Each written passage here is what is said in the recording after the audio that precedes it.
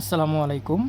৬,৬৬৬ টাকা বার্ষিক 10% সুদে কত বছরের সুদে আসলে ১৩,৩৩২ টাকা হবে?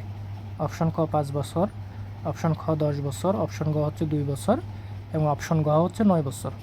তাহলে এখানে আমাদের দেওয়া আছে আসলটা হচ্ছে ৬,৬৬৬ টাকা। তাহলে আসলটাকে আমরা প্রিন্সিপাল অর্থাৎ পি দ্বারা ডিনোট করতে পারি। এটাকে লিখতে পারি ৬,৬৬৬ টাকা। এখানে বার্ষিক সুদের হার যেটাকে আমরা আর দ্বারা প্রকাশ করি, আর ইকুয়াল টু 10%। এখানে দেওয়া আছে আমাদের সুদ আসল দেওয়া আছে ১৩,৩৩২ টাকা, অর্থাৎ আমরা সুদ আসলকে এ দ্বারা প্রকাশ করি। এখানে এটা দেওয়া আছে ১৩,৩৩২ টাকা। তাহলে এখানে আমাদের মুনাফাটা চলে আসে, মুনাফাকে আমরা আয় দ্বারা প্রকাশ করি, ওইখানে মুনাফাটা চলে আসে। আমরা যদি ১৩,৩৩২ থেকে ৬,৬৬৬ মাইনাস করে দিই, তাহলে এটা মাইনাস করলে চলে আসবে ৬,৬৬৬। তাহলে এখানে আমাদের বের করতে হবে যে কত বছরে সুদে আসলে ১৩,৩৩২ টাকা হবে, অর্থাৎ এখানে আমাদের সময়টা বের করতে বলা হয়েছে। তাহলে আমরা যে ফর্মুলাটা জানি, একটা ফর্মুলা জানি যে I equal to P R N. এখানে আইটা হচ্ছে মুনাফা, পিটা হচ্ছে আসল, আরটা হচ্ছে মুনাফার হার এবং এনটা হচ্ছে সময়।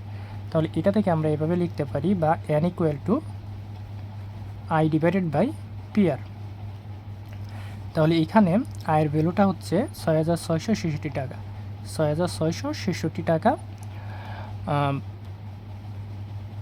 এখানে আমাদের পিটা হচ্ছে ৬,৬৬৬ এবং আরটা হচ্ছে 10%। তাহলে এখানে আমরা এটা লিখতে পারি যে ৬,৬৬৬, এখানে ৬,৬৬৬ গুণন এই 10%কে লিখতে পারি 10 ডিভাইডেড বাই ১০০। এখন এই ডিভাইডটা আমরা গুণাকারে নিয়ে আসতে পারি।